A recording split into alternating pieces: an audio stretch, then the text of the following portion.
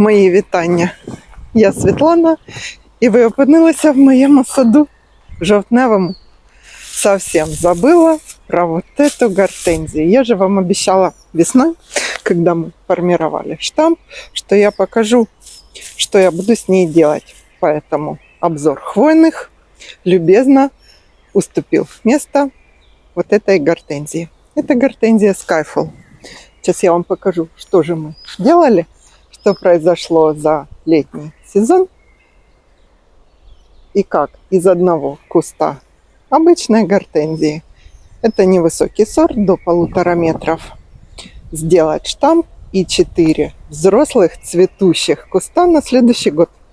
Места я уже им подыскала еще весной. Поэтому самое время вам пройти по саду, найти такой же куст и сделать манипуляции нехитрые. Куст будет уже взрослый, не черенок. А покажу на примере вот этой веточки.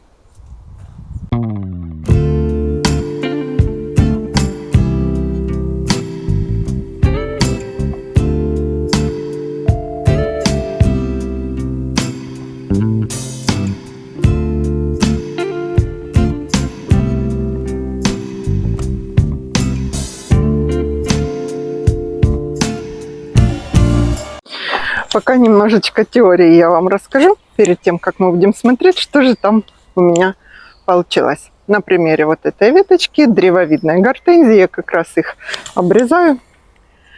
Значит, весной при обрезке гортензий метельчатых я все обрезаю весной. Я вас акцентировала на этом.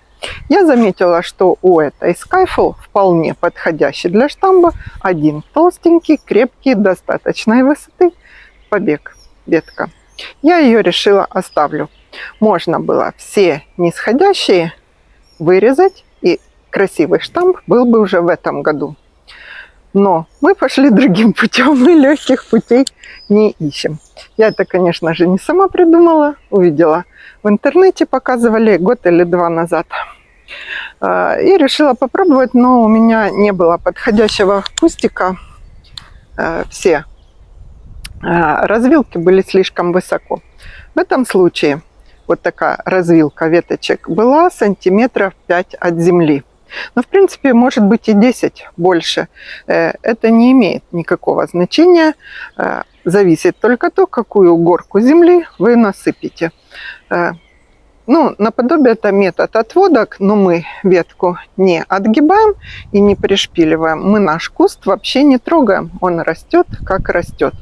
Для штамба формируем эту ветку, а боковые, как я сказала, присыпали. Значит, я присыпала сантиметров 15. Если у вас развилка со следующим междоузлием близко очень, ну, есть разные же сорта. Подходят сорта совершенно разные. Не обязательно Skyfall. Единственное, крупные сильно Фантом, Ванила, Лаймлайт. У них междоузлия сильно большие, поэтому получится только один ярус прикопать. Следующий будет высоко. Ну, кустики разные. Есть, посмотрите свои. Прикопала. Сантиметров 15. У меня тут не 2 побега развилка, а, по-моему, 3 или 4. Сейчас откопаем, я вам покажу. За летний сезон при усиленной поливке я замульчировала, чтобы не пересыхала земля. Ну и в этом году жаркое лето было, то все гортензии были на усиленном поливе. От этих веточек пошли корешки. Гортензии очень легко и черенкуются легко, и вот так укореняются. Значит, сейчас что я буду делать? Я вам буду показывать, посмотрим. Я легонько откопаю, можно пролить водой, чтобы мы не граблями теребили корни, а вода прольет, освободит, посмотрим. Если корней достаточное количество, мы эту ветку будем отсекать от ствола. Можно небольшой оставить пенечек, можно, если у вас получится, понад самым стволом. 1, 2, 3. Тут такое есть правило. Количество корней, в принципе, не имеет значения. Даже небольшое количество может уже кормить целый куст. Тут все зависит от вас. Если вы сомневаетесь, что гортензия может не прижиться, лучше не рискуйте, оставьте еще на 1 сезон. На следующий корневая система нарастет большая. Если вы рискованные, такие же, как я, и уверенные в своих силах, смело режьте. Гортензиям хватит на самом деле 2-3 небольших отводок корневых. Начиная дело с растениями, надо не сомневаться в своих силах. Обязательно все получится. Если сомневаетесь, лучше отложите до следующего раза. Посмотрели, корешки маленькие есть, прикопали, оставили на сезон.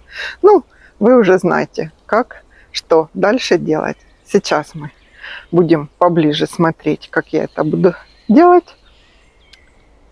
3 ямы для этих гортензий, тут, по-моему, 3 куста у меня, я уже приготовила.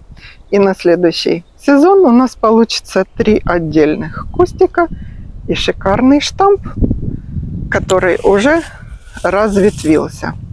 Сейчас скажу вам про обрезку гортензии. Как раз 1 штамп я поломала. Есть такой способ соцветия не обрезать, а обшмыгивать. Знаете, так вот потянуть, и все вот эти засохшие останутся в ладошке.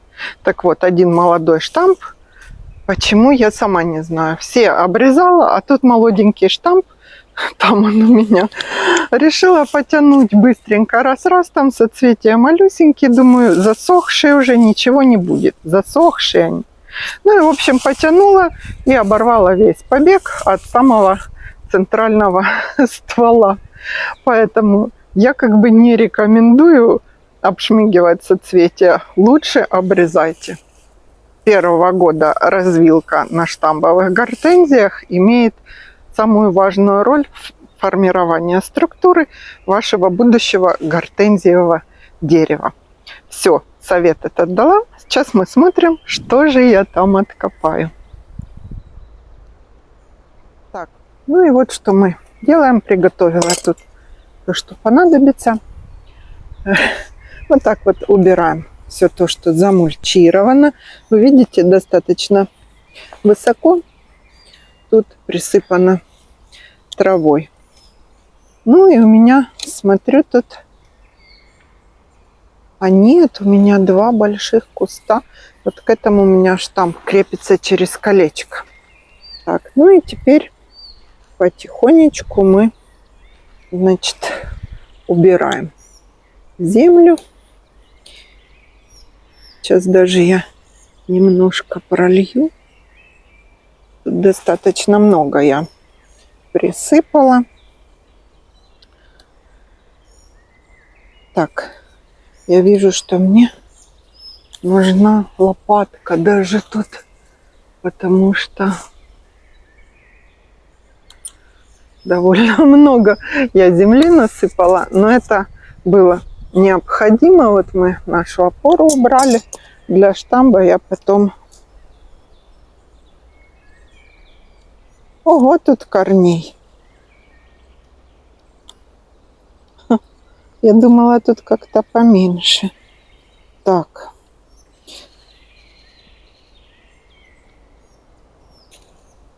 Тут прямо целое уже... Целый кустище. Так, сейчас я, наверное, возьму тут сучкорез и сразу его обрежу.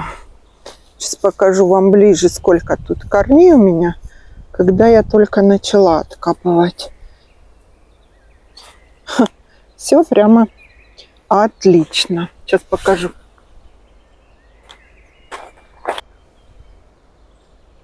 Вот так вот приближу. Смотрите, вот что я откопала. Вот это уже корешки нашего кустика. То есть надо крайне осторожно.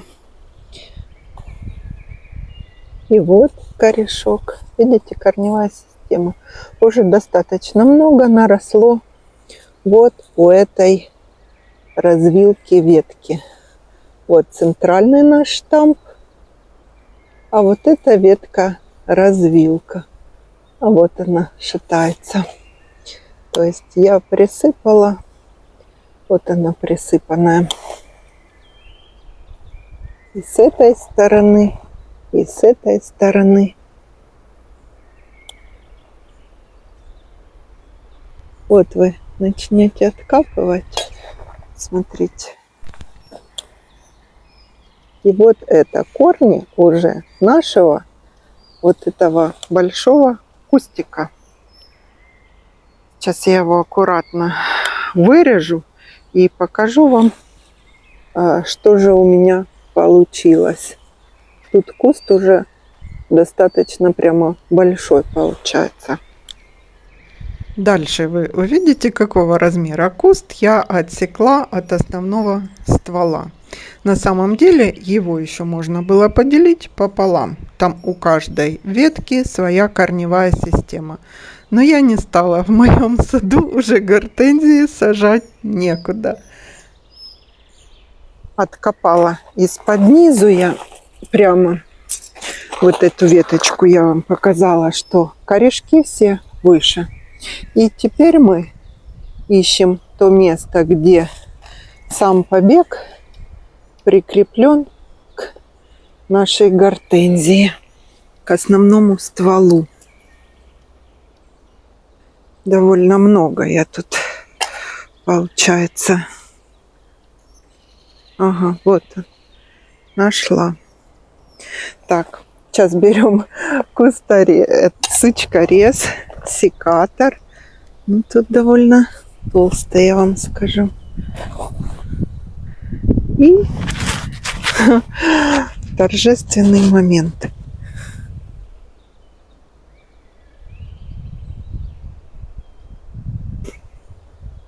Так, секатором у меня не берется. Пошла я за сучкорезом. Такой толстый разросся там стебель. Сейчас принесла сучкорез, потому что секатором-то ветка даже и не берется. И сейчас мы обрежем. Не сомневайтесь в начатых. Все. В прямом прямо эфире. Смотрите, что у нас получилось. У нас получился вот такой куст. Вот его, эта ветка отрезанная от основного куста. Часть, конечно, зацепила я. Вот корни, видите? И отсюда пошли, и отсюда. И вот такой взрослый куст.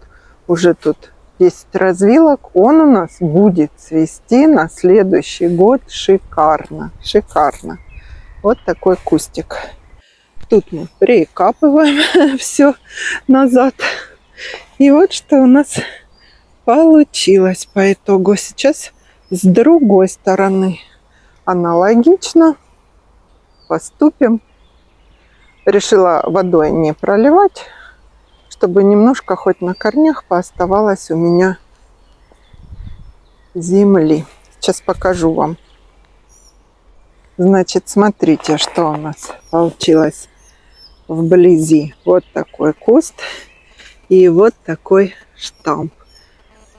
Вон место, где было отсечено, получилось у меня над самым штамбом. И посмотрите, толщина штамба какая уже толстенькая. Сейчас я с той стороны сделаю все то же самое. У меня получится 2 куста гортензий. Все получилось. Есть уже для них места. Ну, вот что у нас и получилось. Я не сомневалась, что получится. Потому что гортензии, как я сказала, самые неприхотливые кустарники из всех цветущих. Подобным образом, я вам покажу, у меня получилось укоренить рододендрон. Целая ветка с 3 листьями, веточками, листьями, 2 отводки кустиков рододендрона аналогичным же способом. Я сняла, я вам, когда буду про рододендроны показывать, рассказывать что-нибудь, покажу, что получилось, потому что рододендроны это неприхотливые такие, то есть прихотливые такие очень немножко капризные растения все-таки, чем гортензия. Гортензии намного легче и проще размножать подобным образом. Сейчас откопаю второй, пойду посажу их и займусь своими делами. Мы знаете, что делаем? У нас настолько много веток от роз, обрезка от кустов гортензий, что пришли к выводу, что нам обязательно надо подребнивать гилок, дробитель веток, то есть в мульчу перебивают ветки от роз, от гортензий, от всех кустов, которые вот такая гора выше меня. Сейчас пойдем, будем дробить. Но в следующий раз уже, наверное, точно будет холодно, и я буду ходить, рассказывать, показывать свои хвойные растения. Поделю на несколько частей свои видео. Вначале там пихты, ели, можжевельники, кипарисовики. Думаю, будет очень красиво и интересно. Сейчас, значит, что вам обязательно надо сделать? Пройти по саду, если вы решили таким же способом сделать себе на следующий год много кустов. Если вы даже сейчас у вас, если даже маленький минус, это можно сделать. Земля, если копается, нашли кустик подходящий. Можно, не обязательно штамп, можно один куст поделить на две части. Но он должен быть относительно молодой. Старых кустов у меня нету, это только 4-й мой садовый сезон. Поэтому у меня все кустики молодые. Там 20-летний куст делить таким способом точно нельзя на 5 отдельных. У них уже сильно утолщенные ветки внизу, они вряд ли пойдут корни. В общем, он может заболеть и умереть. Относительно молодые кусты, 2-3 года посадки. Посмотрите, которые можно холмик прямо прикопайте, весной не трогайте, а осенью, когда начнется листопад, уже начался, относительно долго листья не сбрасывала и не меняла цвет соцветий, не засыхали. Это одна из последних, не одна из последних, а самая последняя гортензия, которая осталась. Все прикопали, на следующую осень у вас будут кусты большие, цветущие, которые можно формировать. Обрезку этого кустика я буду делать уже весной, как и все. Сейчас посажу, полью. Укоренителями можно поливать, можно и не поливать. Растение уже почти засыпать начинает. У нас через пару дней уже очень холодно будет. Поэтому самое время. Все. Удачи вам в ваших экспериментах и до встречи в следующем видео.